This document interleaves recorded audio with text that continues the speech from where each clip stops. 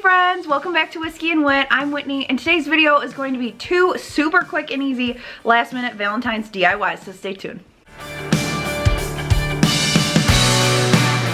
These are our favorite kind of DIYs. I know you guys, they are Dollar Tree supplies, and all of these things I just literally bought like 2 days ago, so this is not like the cool stuff that you pick over in like December when they put out the Valentine's Day stuff, and then you see the video and you can't make the stuff because they don't have the stuff. Now I know some of you will tell me that your stores don't have this, and I'm so sorry. I wish I could go like campaign Dollar Tree for you and say everybody needs all the things, because you guys do. Anyway, most of this stuff should be in most stores, and asterisk that. However, I do think that most of you will be able to recreate these if you've got a party coming up. Some of these would also be really cute for farmhouse in general. You could use non-Valentine's Day colors and make these last a little bit longer, which I love. So let's get started.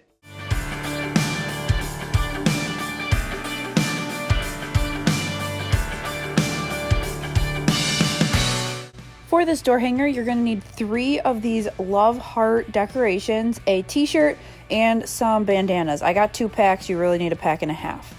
So step 1 is to dismantle these hearts. So if you unhook the bottom, it will come off pretty easily.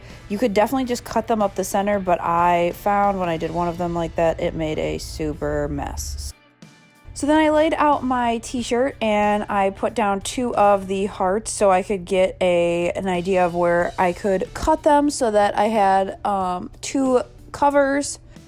Then my thought was I'll just double it up because I'll cut twice and I will have 4 of these shirts. And the reason I did this is because the bandanas are so thin that I didn't want any of the light to come through or have it look really opaque.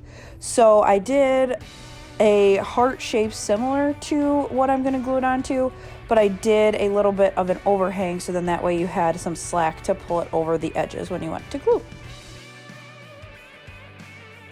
So then I took those t-shirt pieces and I took my hot glue gun. I got this for Christmas, as you guys might notice.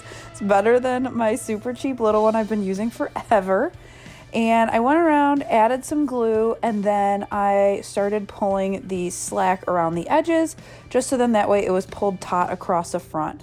All you're looking to do is make it so that you have a fabric covered heart shape so that when you go to apply your bandanas, it's going to apply a lot nicer than it would if you didn't have this lower kind of layer. The key here too is to make sure that that center part of the heart is cut and glued down correctly so that you really get that heart shape. I did a quick iron across the bandanas. Now there's a little tag that specifically says don't iron, but I had to do something because there was a random crease, so I did it really quick and I didn't follow the rules and I think it's fine.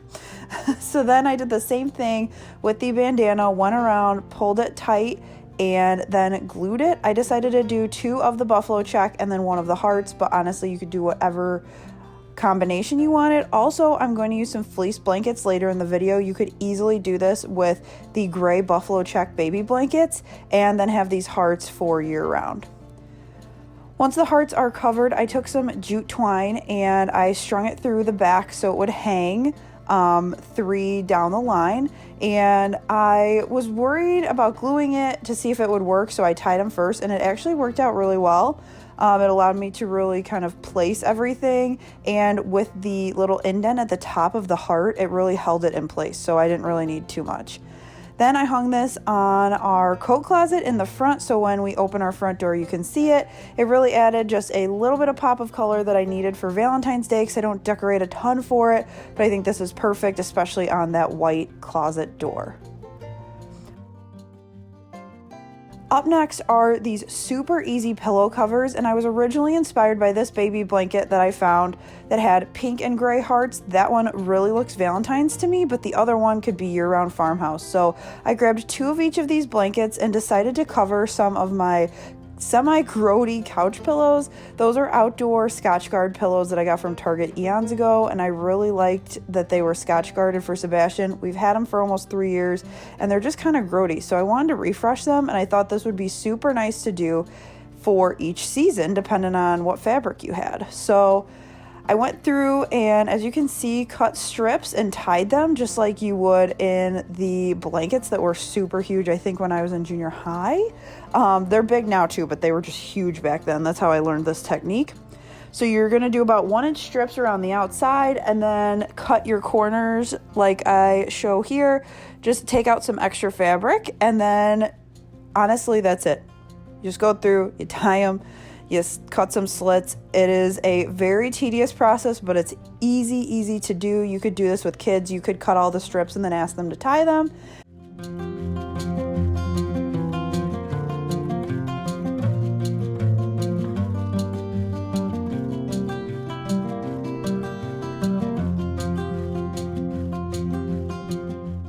And then the last step was going through and just trimming the ends because they were super long. So this would be super cute for a nursery. They also had a blue one, so I'm contemplating going back and doing the blue hearts maybe for the nursery. But then also I saw the buffalo check one and thought I could totally use this for pillows. I could use this year round. It looks really good here on my little fireplace seating area. So really, that blanket is a huge find at the Dollar Tree, and every single one I've been to has had it. So you could definitely do that on the heart ones and then have that be just farmhouse for all year. Be sure to hit subscribe down below if you're new so you don't miss a future Whiskey and Whit video. Also, quick disclaimer, as you guys know, we are approaching closer and closer to little man's due date. I know this is not a pregnancy video and I won't make it one, but I do want to give you guys an update that most of that stuff, updates, info that you want to know, is all going to hit my Instagram first, just because logistically it's way easier and I can do that from the bed in the hospital. So head over there and follow me. You can also follow me on Facebook if you don't do Instagram. I will post both of those locations, but all that's down below, so be sure to follow over there if you're interested in the pregnancy updates. So thanks so much for watching, and I'll see you guys in the next one. Bye!